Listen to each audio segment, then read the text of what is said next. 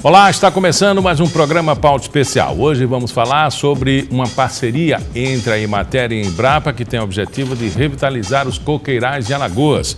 A gente vai falar também sobre uma série de editais de fomento à cultura que foram lançados pela Secretaria Estadual de Cultura. Alunos alagoanos da rede pública de ensino estão cada vez mais se destacando nas Olimpíadas Nacionais de Conhecimento. E o projeto Pequenas Obras, Grandes Mudanças estão mudando um pouco a vida do maçoense que vive nas grotas da cidade.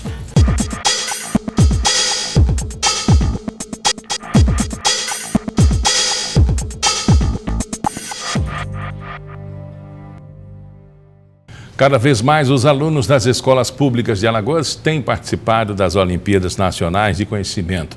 Só na de Física, o número passou de 41 em 2013 para 132 escolas em 2016. E não é só participado não, viu? O Leonardo, estudante do IFAL, conquistou um ouro e uma prata na competição do ano passado. Carlos Argolo é professor e coordenador das Olimpíadas de Física e Matemática nas escolas públicas do estado.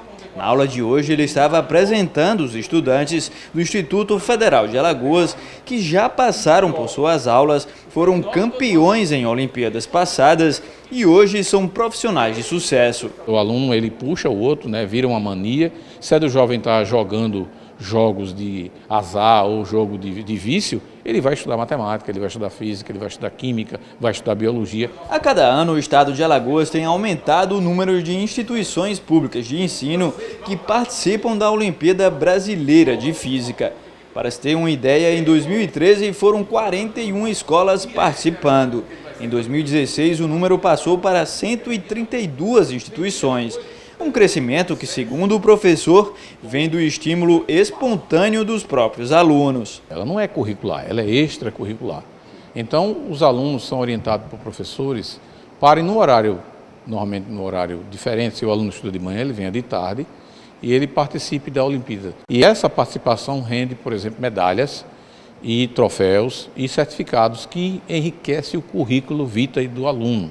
O Leonardo Marinho tem 16 anos e é aluno do 4º ano do curso de edificações no IFAL. No ano passado, ele conquistou uma medalha de ouro na Olimpíada Brasileira de Matemática e uma medalha de prata na Olimpíada de Física. Leonardo chegou a viajar para a Bulgária com outros alunos do IFAL, representando o Brasil em uma competição internacional. A gente teve um desempenho razoável lá, deu para participar, foi a primeira equipe brasileira que participou dessa competição, até então nenhuma tinha ido, e o desempenho foi bacana. Leonardo ainda arruma tempo para um trabalho voluntário. Com a ajuda do professor Argolo, ele dá aulas gratuitas de preparação para as Olimpíadas de Matemática e Física em uma escola pública de ensino fundamental. Nessa escola, eu levo, entendeu, a matemática, dou aula assim, treinamento para a Olimpíada, para o exame do IFAL, quando chegar no nível médio, porque isso vai fazer uma grande diferença para eles, assim como fez para mim. A Emater e a Embrapa firmaram uma parceria com o objetivo de revitalizar os coqueirais de Alagoas. Para explicar como essa ação vai funcionar, eu converso agora com a gerente de Pesquisa e Inovação Tecnológica da Emater, Josiane Castro. O que a pesquisa e inovação pode melhorar o nosso plantel dos coqueiros? Certo. A gente precisa trabalhar com áreas de cultivo mais tecnificadas, que tenha uma estrutura melhor, que vá desde a implantação até a colheita. Então, essas áreas mais tecnificadas são importantíssimas para a gente ter um coqueiral no estado de Alagoas que não seja só extrativista, que é o que acontece na maioria das áreas. Vamos passar essa fase, né? Vamos, a intenção é essa. O que pode melhorar a inovação? A intenção quando a gente fala em inovação, é trazer o que temos pronto nas prateleiras das instituições de pesquisa. No caso, a Embrapa tem sido uma grande parceira, onde pesquisadores que trabalham ao longo de muitos anos com a cultura do coqueiro tem técnicas que já foram aprimoradas para essa região nossa aqui do Nordeste. E o que vem tendo de material pronto já fica disponível, já saiu simplesmente da pesquisa e já tem dados que comprovam que aquele tipo de técnica vai ser bom para aumentar a produção, vai ser bom se tratando de meio ambiente. E aí a intenção é trazer essa pesquisa para a realidade do produtor. E tudo pode começar pela análise do solo, né? Também. Na verdade, é um conjunto de coisas. O solo é uma das muitas coisas que a gente precisa avaliar.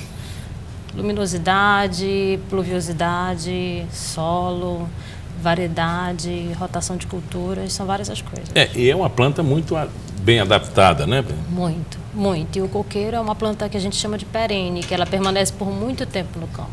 Então ela vai dar uma rentabilidade para o produtor muito longa. Que aí a gente vai ter uma produção por anos e anos. A gente tem coqueiros que produzem tranquilamente em 30 anos de produção. Ela está aqui há bastante tempo. Também esse processo de adaptação tem informação internacional que possa nos ajudar, né? Sim, sim. Mas você fala em informação internacional? Sim, porque é uma planta que não é brasileira, ela está em todo mundo. Né? Mas aí foi muito bem adaptada, principalmente na região costeira, né, brasileira. E a condição de clima e solo é muito adaptada.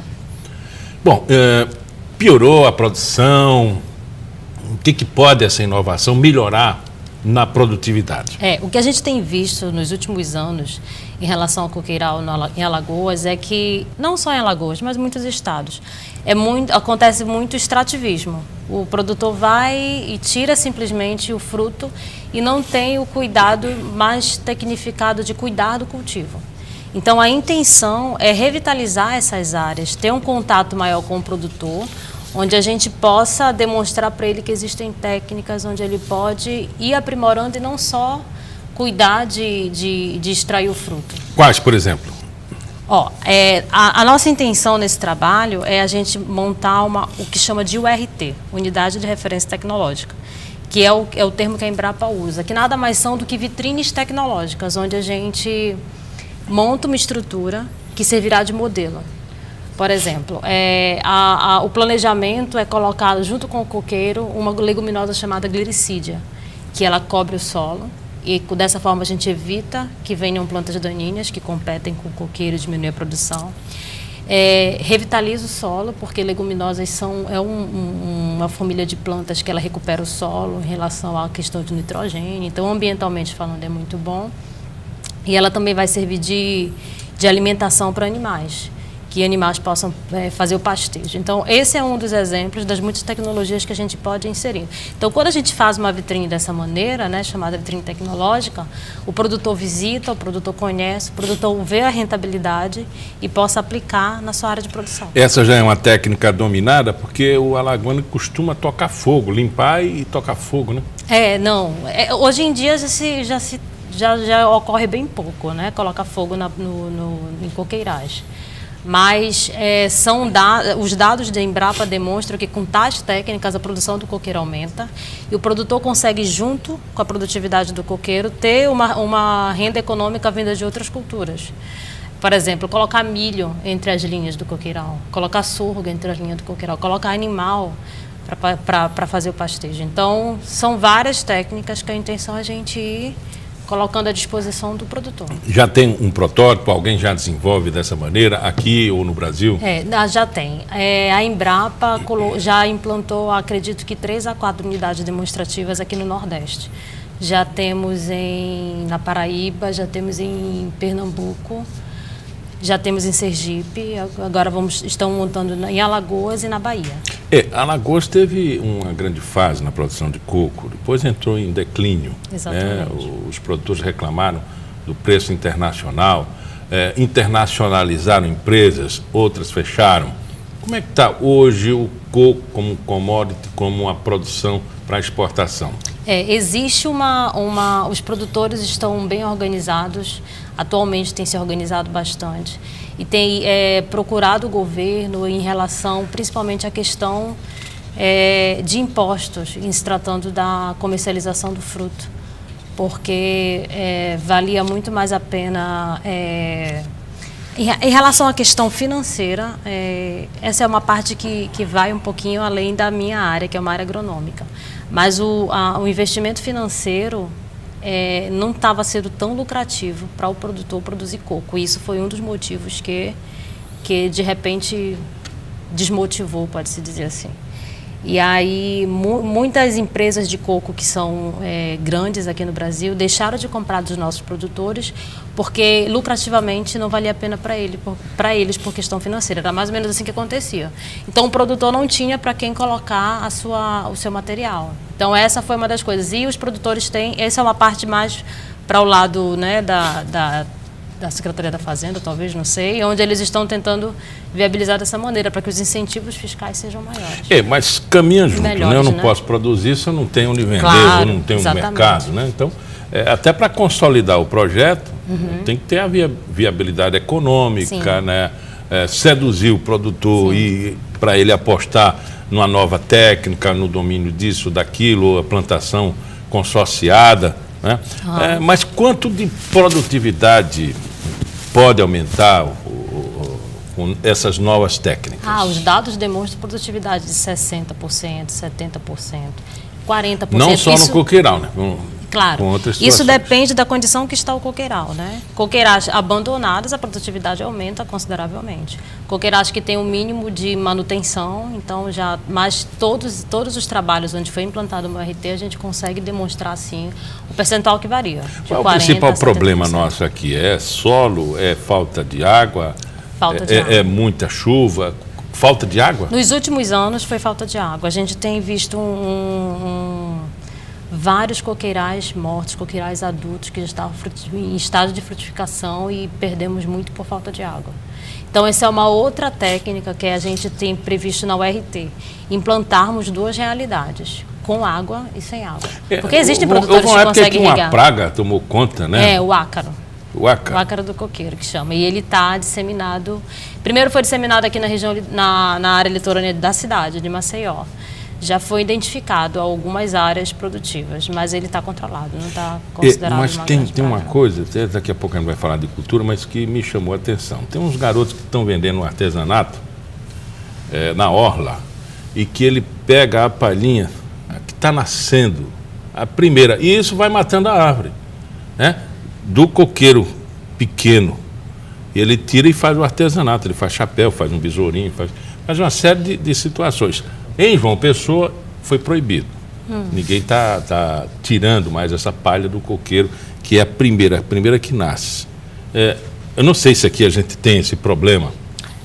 E se tratando da cultura, a fisiologia dela vai ser a mesma, né, dos problemas que aconteceram em outras cidades. Em áreas produtivas, que é onde o nosso trabalho vai acontecendo, isso a gente não corre risco de que aconteça. Agora, nessa área de cidade, é bem preocupante mesmo de ter esse cuidado maior, porque realmente não pode, compromete a planta. Em quanto tempo vocês estão com essa área implantada, essas novas técnicas? Pronto, nós estamos numa fase em que já escolhemos a área. Uma unidade de tecnologia ela é implantada numa área de produtor. Ela não é uma área do governo, é um trabalho de parceria. Então, não só a Emater com a Embrapa, mas empresas como a Cooperativa Pindorama, a Cooperativa de Produtores de Coco do Estado estão com a gente. Existem 2 cooperativas, algumas secretarias municipais.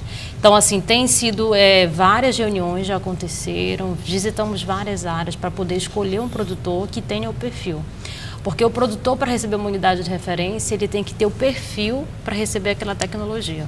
Porque a produção vai ser dele. A técnica vem toda nossa, os nossos técnicos Emater, técnicos Pindorama estão também na equipe. E aí a intenção nós já estamos na fase em que nós já escolhemos o produtor, nós já montamos o croquis, já ouvimos os produtores, o que vocês querem que a gente implante, porque isso varia muito. De repente, na Bahia, a intenção é diferente da nossa. E eles já colocaram as culturas que eles gostariam de inserir, qual a situação, e aí nós estamos nessa fase. A intenção é, no máximo, em 6 meses, estarmos com a unidade implantada. Conversamos com Josiane Castro, ela é gerente de pesquisa e inovação tecnológica da Emater. Muito obrigado pela entrevista. Obrigada a você. Depois do intervalo, nosso assunto são os editais lançados pela Secretaria Estadual de Cultura com o objetivo de incentivar a produção cultural em Alagoas.